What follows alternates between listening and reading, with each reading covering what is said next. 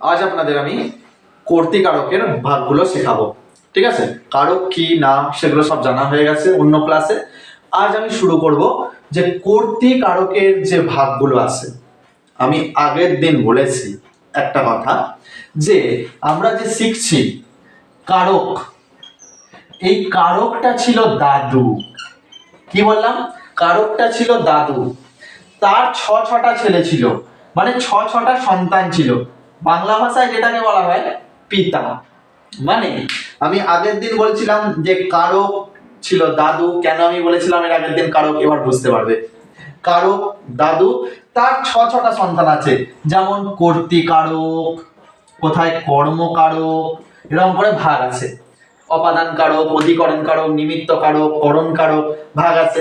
সেগুলো হচ্ছে প্রত্যেকটা আমাদের পিতা। এবার এই যে কর্তৃকারক, এই যে কর্মকারক, এবার এদেরও বিভাজন আছে, সেইগুলো হচ্ছে সন্তান। ঠিক আছে, কেন বললাম?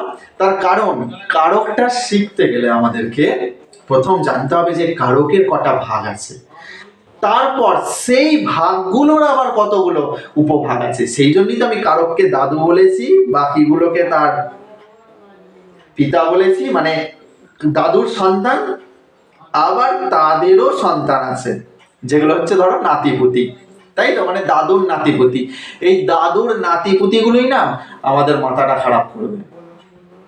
ঠিক আছে, নাতিপুতি ছোট ছোট তো সব, তারাই একটু কিলবিল করবে। যদি কর্তৃকারক, কর্মকারক, করণকারক, নিমিত্তকারক, অপাদানকারক, অধিকরণকারক এই ছজনেতেই শেষ হয়ে যেত, তাহলে তো কোনো চাপ ছিল না। কিন্তু তাদের যে আবার বিভাজনগুলো বের হবে, মানে ভাই যেগুলো, মানে আমাদের ভাই নাতি পুতি যেগুলো বের হবে, সেইগুলোই হচ্ছে আবার সমস্যা ঘটাবে, তাই তো? তো যাই হোক, এবার আমরা সেই সমস্যাগুলোর ফার্স্ট সমস্যাটা দেখব। প্রথম সমস্যা হচ্ছে কর্তৃকারকের যে ভাগগুলো আছে, মানে কর্তৃকারকের যে আবার সন্তানগুলো রয়েছে, সেগুলো আমাদেরকে দেখতে হবে। প্রথম কি আছে? প্রযোজ্যকর্তা। তারপর কি আছে? প্রয়োজককর্তা। কাকে বলে একটু আগে জানবো। প্রযোজ্যকর্তা হচ্ছে বাক্যে বাক্যে কর্তা যখন নিজে কাজ করে, কি বললাম? বাক্যে কর্তা যখন নিজে কাজ করে, তখন সেটা হচ্ছে প্রযোজ্যকর্তা। বা ঘুরিয়ে বলা যায়, বাক্যে কর্তা যখন অন্য কারোর দ্বারা প্রযোজিত হয়ে কাজ করে, তখন সেটা প্রযোজ্যকর্তা। আর বাক্যে কর্তা যদি অন্য কাউকে কাজ করিয়ে নেয়, তখন সেটা হবে প্রয়োজককর্তা। ডাউট ক্লিয়ার করি কিভাবে? দেখো, আমি বললাম গুরু গুরু শিষ্যকে দিয়ে রচনা লেখাচ্ছেন। গুরু শিষ্যকে দিয়ে রচনা লেখাচ্ছেন। ওকে, এখানে দুটো কর্তা আছে, দেখো, গুরু আর শিষ্য। ক্লিয়ার? এবার গুরু শিষ্যকে দিয়ে রচনা লেখাচ্ছেন, কাজটা করছে কে? কাজটা করছে কিন্তু শিষ্য। কারণ ধরো আমি বললাম, এই অমুক যা তো রাস্তাটা একটু ঝাড় দিয়ে দে তো, আমি বলেই খালাস, কিন্তু যে ঝাড় দিচ্ছে সে তো কাজটা করছে, কাজটা তো আমি করছি না। তাহলে এখানে এই বাক্যটার মধ্যে কাজ করছে কে? কাজ করছে কিন্তু শিষ্য। আর কাজ করিয়ে নিচ্ছে কে? সেটা হচ্ছে গুরু। ক্লিয়ার? আবার বলি, কাজ করছে কে? শিষ্য। কাজ করাচ্ছে কে? গুরু। কারণ গুরু শিষ্যকে দিয়ে রচনা লিখিয়ে নিচ্ছে। গুরু বললো, এই একটা রচনা লিখতো, শিষ্যদেরকে বললো। শিষ্য যদি গালে হাতটা দিয়ে বসে থাকে, তাহলে কি কোনো কাজ হবে? হবে না। কিন্তু শিষ্য যদি রচনাটা লেখে, তাহলে কাজ হবে। আর রচনা সে তো লিখছে, তার মানে শিষ্য কাজ করছে, আর কাজটা করিয়ে নিচ্ছে কে? গুরু। তাই তো, গুরু কাজটা করিয়ে নিচ্ছে শিষ্যকে দিয়ে। তাহলে আমি বললাম যে যে কাজ করায় অন্যকে দিয়ে, সেটা হচ্ছে প্রয়োজককর্তা। আর যে কাজ করে অন্য কারো প্রযোজনায়, সে হচ্ছে প্রযোজ্যকর্তা। আবার বলি, যে কাজ করায় অন্যকে দিয়ে, সে হচ্ছে প্রয়োজককর্তা। আর যে অন্যের দ্বারা পরিচিত হয়ে কাজটা করছে, যে কাজটা করছে, সে হচ্ছে প্রযোজ্যকর্তা। এবার এতটুকু সবার মাথায় প্রবেশ করার পরও পরীক্ষার খাতায় গিয়ে ভুল হয়। কি ভুল হয়? পরীক্ষার খাতায় ধরো পরীক্ষায়, যেমন মাধ্যমিক পরীক্ষার ক্ষেত্রে কি হয়, মাধ্যমিক পরীক্ষায় প্রযোজ্যকর্তা প্রয়োজককর্তা কাকে বলে, বা একটা উদাহরণ দিয়ে বলে এটা কিসের ভাগ, প্রযোজ্যকর্তা প্রয়োজককর্তা ব্যতিহারকর্তা নিরপেক্ষকর্তা, এটা মাধ্যমিক লেভেলে প্রশ্ন হয়। আর যখন তুমি এসএসসি বা তোমার আপার প্রাইমারি পরীক্ষা দেবে, তখন কিন্তু প্রশ্নটা এইরকম একটা উদাহরণ দিয়ে দেবে, দিয়ে একটি আন্ডারলাইন দেওয়া থাকবে, ধরো গুরুর নিচে আন্ডারলাইন দেওয়া রইলো, দিয়ে বলবে এটা প্রযোজ্যকর্তা প্রয়োজককর্তা ব্যতিহারকর্তা অমুককর্তা তমুককর্তা, চারটে অপশন দিয়ে দেবে। পরীক্ষার খাতায় গিয়ে এই প্রযোজ্য আর প্রয়োজকটা গুলিয়ে যায়, যাতে না গোলায় তার জন্যই আমি এই ছোট্ট একটা ওষুধ দিয়ে দিচ্ছি। দেখে নাও, ধরো সাপোজ ধরো আমি একটা কোম্পানি খুলেছি,